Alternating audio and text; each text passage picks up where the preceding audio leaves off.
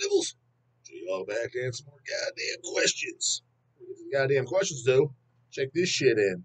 Check this shit out. Goddamn hot off the fucking press. Just came in today. Telling you about it. I already started handing a few out in order. So if you see this video, holy fuck, I got one. Well, oh, don't wait, goddamn it. Hand them out in orders that goddamn matter and people in surrounding states. The dog's second flyer still has first flyers. But this flyer is a goddamn sticker. New art, new everything. Artwork by Antichrist Kramer. Goddamn it. This is like a 5x7, so much small. Like so, here's 8, half 11. Questions? Give you an idea. So yeah, you can peel this mofo off, put it on your car, put it on walls at clubs, wherever it's got all the goddamn info. First probably person to ever put a goddamn sticker or flyer.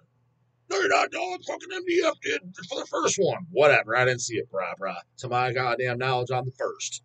So it's got all the goddamn art. Antichrist Kramer was very specific to make it out to the goddamn bubbles.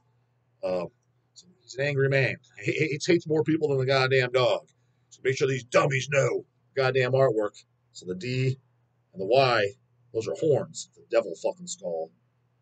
So he did the artwork. This is what's gonna. So you know, this is gonna be the artwork for the T-shirt then. So for all you guys do Dead by Dawg shirts, this is the goddamn shirt. It's going to be just the art on the front, black shirts. I don't do gay-ass white shirts. And then on the back, it's not laid out. Well, it's kind of laid out. Antichrist Kramer laid it out. The back will have all the logos, the dates, West Side Bowl, but that'll be the back. You can't remember it. All the goddamn info. So that's the goddamn Dead by Dawg shirt for all you skeptical guys that weren't sure. You can tell the dog, definite buyers only, goddamn it. Well, how much is the shirt going to cost, dog? More than likely $25. I'm just going to round it up to that. I don't know exactly what the cost is going to be on shit like that, but regardless, I'm probably just going to sell for 25. It's a guaranteed profit margin, and it's that standard kind of price at a show for shirts. It's more than likely that. But yeah, if you want definites, so I know I got 13 people, I think 13, whatever. I shot them out on camera. I don't think anybody's said anything since. You can email you. I'm a definite T-shirt dog. Here's my size, and I will mark you down. That way it gives me a gauge of what size is the prints to bring to the show. But so far as of right now, where I stand at 13 on hand, I'm going to print 50 shirts. Come March or so, if I have more sizes marked down, or even if I don't, so based off pre-sale tickets, March, April, when I go to send the shirts to press, somewhere in there. Yeah, probably more so about April. I get plenty of press time, too. You never know what the goddamn dummies out there, how long they goddamn take. Shirts take weeks max, but you never fucking know. Last thing I want to do is have them up. They're not going to be done on time. I don't even want them then, bro. What the fuck am I going to do with some goddamn show shirts after the goddamn show's over? So based off that, maybe I'll print more than 50. We'll see. But as of right now, I'm definitely going to do at least 50. The people that told me their sizes, you know who they are. I got you marked down, blah. Dog, don't forget, it's marked, it's saved. But anybody who hasn't, you can let me know. Now that you see the goddamn art, in case you happen to goddamn give a fuck. But I'm handing these out, flyers, so both flyers. Because, I didn't ask Kramer to do that. He watches my videos and saw my flyers. Like, oh, bro, that flyer's dog shit. I was like, all right, bro, this is what I got, man. So it was kind of a freebie, man, as far as the art and shit. I wasn't going to dive deep into it. And I'll do something for you. Whipped it up, drew some art for shirts, and laid it out. I'm like, fuck yeah. So I was like, I guess I'm doing a second flyer. But this time, let's do something different. Let's do stickers. So if you want one, let me know. And it's for attenders and show spreaders only, not fucking goddamn hoagies that ain't going to be doing shit. If you really want one, you buy a lot of shit, you're a dog fan, you just want to commemorate, fine, but I'm just saying, like, these goddamn things weren't free. It cost me 400 bones, printed 1,000 of them, goddamn, it's good goddamn quality. But, if I'm not going, dog, I'm going to advertise it, I'm going to put it up at my club and shit, also fucking fine.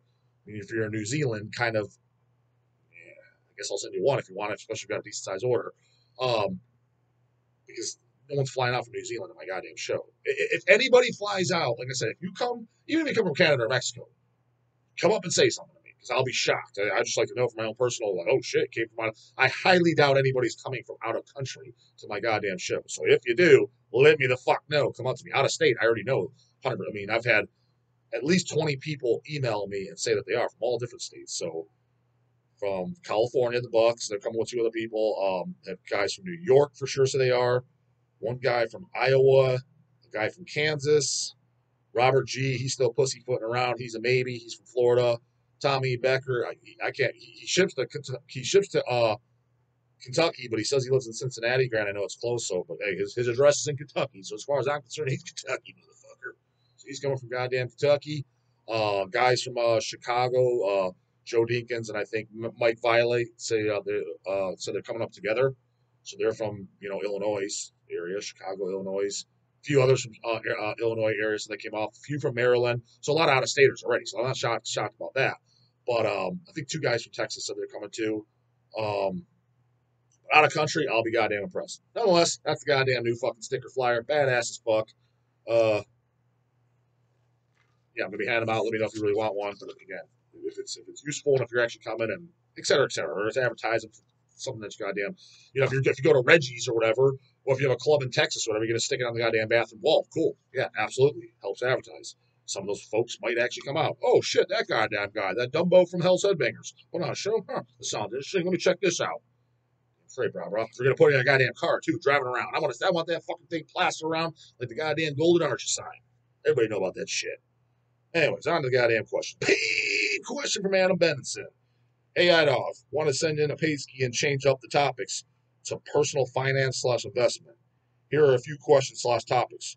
What do you think are some of the biggest financial mistakes most people make besides just not working at an early age? That's definitely goddamn one of them, brah. 15, if you're 15 or better, you better have a job. Otherwise, you better be missing both your arms and legs or retarded as fuck, legitimately diagnosed by a goddamn doctor. Anything else, completely useless, pathetic piece of shit as far as I'm concerned.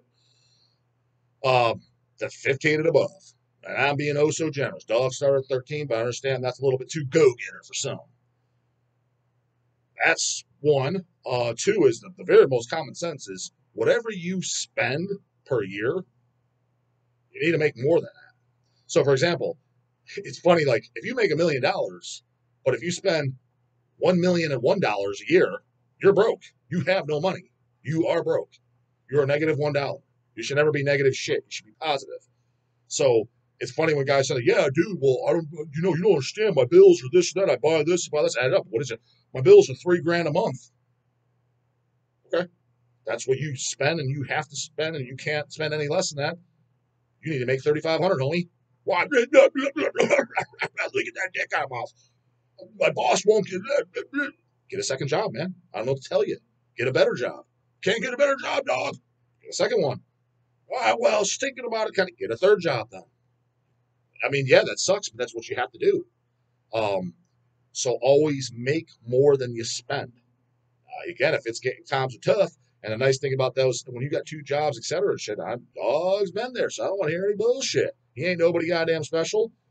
What happens too, like, dude, when I was working from the minute you wake up to the minute you go to bed, because I did that for years straight, not only are you obviously making more money than as opposed to you work for one job, but you, by default, whether you like to or not, you are spending less money. Why? Because you can't.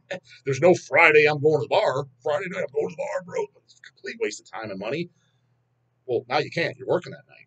What do you mean? Those prime you should be working at that bar, brah. Instead of being there, you should be selling them drinks. So you're not spending money out with the boys. You're going to less shows. You're not sitting around the couch just eating stupid Doritos and stuff like that. All expenses. Hell, you're not even going to be buying as much metal and shit because you're not going to have time to search the goddamn hell sites. So by default, you're automatically spending less money and making more money. There's times you got to buckle down, homie, and grind. Granted, you don't need to do that for 50 years. As long as you're not a fucking idiot, you start putting some of that money away. But you might have to do it for 3 to 5 years. I did it for about 5 years. Give or take, depending on how you want to look at it between school and crossover with Hells and the one job. But I've done it for about, it's easy to say 5 years. I've done it. It can be done. That's why I think too is get it out of the way while you're young. You don't want to be doing that shit when you're 50 and your back hurts and you got arthritis in your knees. You're run down. You're tired. Again, it is annoying hearing. I know I heard as a kid, you all hear it goes in one ear out the other. It did for me too. When people say things like,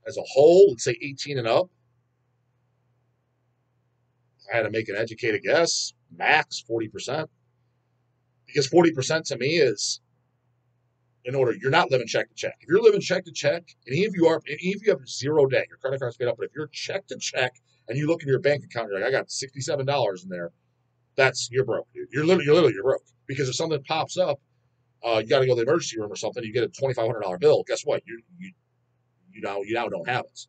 That car's not going to last you forever, so you're going to eventually need a new one. I mean, what are you talking about? Like you're broke. So, what I say is you got a nice good buffer put away in the bank account. So, how much is a buffer, dog? I would say,